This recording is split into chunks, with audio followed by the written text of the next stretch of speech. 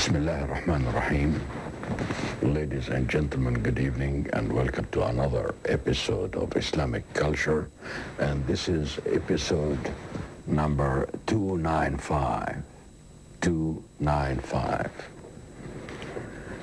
I wish to thank the viewers for their kind remarks and comments, and we hope in future episodes to read some of their letters commenting on the episodes of Islamic Culture. We are proud that the subject of this episode is the month of Ramadan. Ramadan in English, in transliteration, we can write it like this: Ramadan. And those who know Arabic can tell that possibly Ramadan has something to do with the heat of the day. That in the old days, Ramadan happened to be in a month which was hot, Ramadan. Ramadan, in Arabic, of course, is written like this.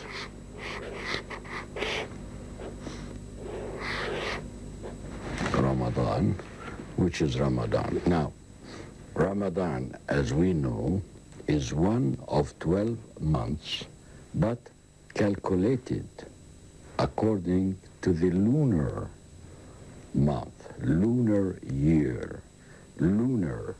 It's very important. Whenever you are talking about Islamic culture, you talk about history and years and events according to the lunar calendar.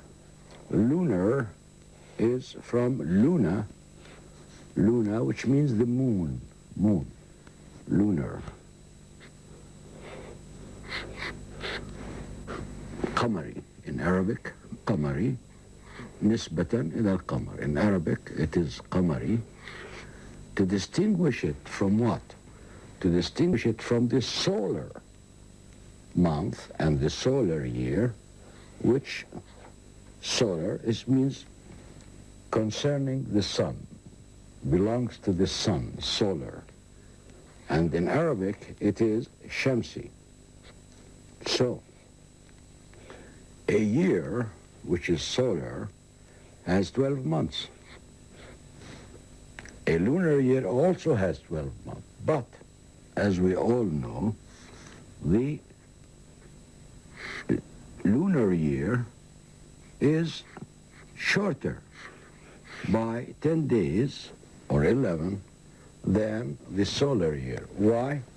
Because the month, according to the moon, is sometimes 29 and sometimes 30 days. 29 or 30 days. Not all months are the same length. It's either 29 or 30. The solar month is either 30 or 31 days. You can see the difference. The number of the months in the years, in the two types of year, are the same, except that because the month is shorter, the difference in 1 year could be about 11 days, between 10 and 11 days. And that is why Ramadan, which is by the lunar year, lunar month, sometimes could come in winter, it could come in the spring, it could come in the fall, or it could come in the summer. Every about 30 years, it rotates and begins about the same time. So, when we talk about dates, we talk about lunar dates and not about solar dates. But by now, we know exactly when each lunar date corresponds to what Gregorian date. Another name for this is in Arabic miladi or Gregorian. For the solar, it's also a Gregorian. This is the calendar, التقويم, the calendar which was devised by a pope called Gregorian.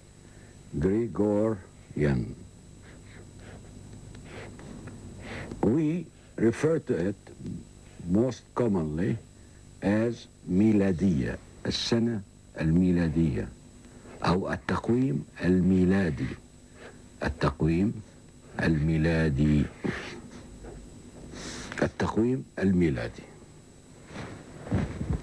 Every date, for example, in Saudi Arabia, we say as of such and such a day corresponding to in التاريخ الميلادي.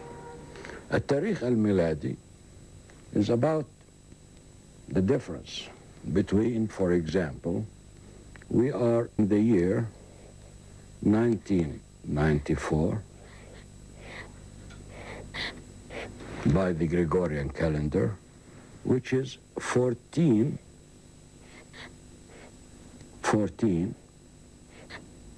by the Hijra calendar. So there's about 6 centuries, the difference between the Gregorian calendar and the lunar calendar, which is the Hijra calendar. The Hijra calendar was adopted by the Prophet after the death of the Prophet in the days of the second Caliph, Umar ibn al-Khattab. Umar ibn al-Khattab. And it started with Umar. It started with the date or the year that the Prophet emigrated from Mecca to Medina. From Mecca to Medina, Umar ibn al-Khattab radiyallahu anhu. Umar was the second caliph. The first caliph was Abu Bakr as-Siddiq, Umar ibn al-Khattab. So, if we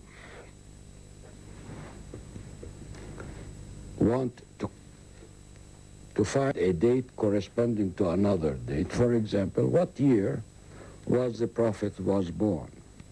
We will find he was born roughly 570 AD, which is by the Gregorian calendar, which is the solar calendar, 570. When did the Prophet immigrate from Mecca to Medina? We will find it was about the year 622 of after Christ, according to the Gregorian calendar or the solar calendar, 622. And when was the Prophet, when did he die? 632. According to this calendar. So you say something happened during, according to the Hijra year, and it corresponds to, so in the other year, corresponds to such and such. Now Ramadan is a must. It's a wajib. It's a fard. Ramadan is a fard. Why is it a fard? Fard means a duty. It is a fard because it is mentioned first in the Quran itself, and secondly because it is mentioned in the second source of the Muslim laws and Sharia, which is the Sunnah of the Prophet Muhammad sallallahu alayhi wa sallam. In both these sources, it's a duty on the Muslim to fast during the month of Ramadan. The month of Ramadan, as we said, could be 29 days or 30 days, and both males and females and anybody of age of age, puberty, al-bulugh. Al-bulugh is required to fast, and he is required to fast from just before sunrise until sunset. Now, where do we find in the Quran this order? We find it in the Surah Al-Baqarah. Al-Baqarah, for example, in the Quran, Al-Baqarah, and we find that the Prophet is told in the Quran, it's inspired to him, the Prophet is inspired to him that the fasting for the Muslims has been ordained, has been ordered, have been imposed by God on the Muslims, just like it was imposed on other people that came before the religion of Islam in the strict sense. Islam, in the general sense, started with Abraham, right from the beginning. But in the strict sense, it's what was inspired to the Prophet Muhammad sallallahu alayhi wasallam. So, in Al-Baqarah, Al-Baqarah, we said before, means literally the cow, Baqarah, because there is a mention of some story which involves a cow during the days of the Prophet Moses, alayhi salam. The Prophet Moses, alayhi salam, Surah Al-Baqarah.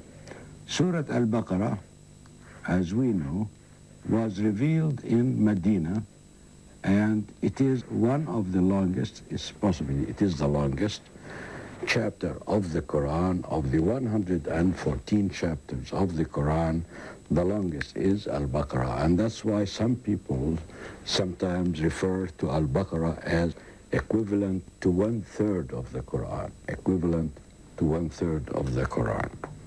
Here in a translation, in the verse 183, it says, O you who believe, O you who believe, fasting is prescribed to you as it was prescribed to those before you, that ye may learn self-restraint. Self-restraint.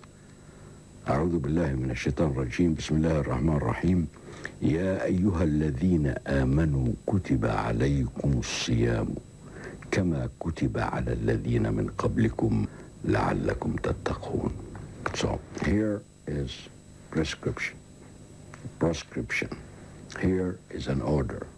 Here is a duty on the Muslims in this 183, verse 183 of Al-Baqarah. Al-Baqarah is chapter 2, by the way, in the Quran, is chapter 2. Now it goes on. In the next verse in Al-Baqarah, we read in a translation, fasting for a fixed number of days. أياما معدودات, a fixed number of days. But if any of you is ill or on a journey, the prescribed number should be made up for days later. What is it saying here?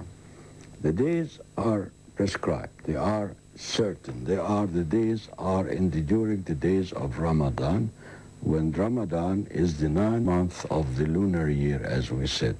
That is the duty. These are the days that the Muslims are supposed to fast.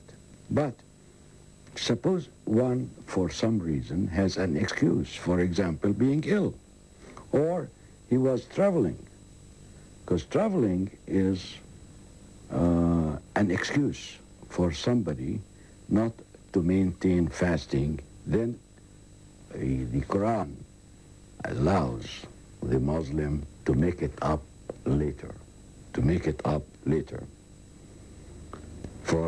for the number of days that he could not maintain fasting during Ramadan. He makes it up later, and he is allowed to do so because the Muslim law has consideration to the ability of man. It does not overbear man.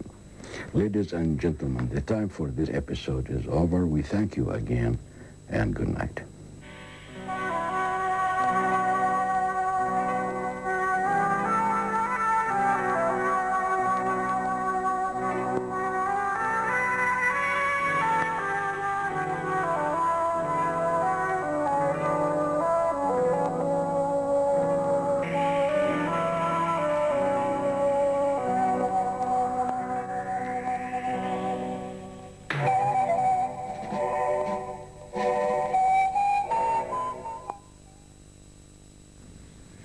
You're watching Channel 2 of the Saudi Arabian television, and that was a new edition of Islamic Culture.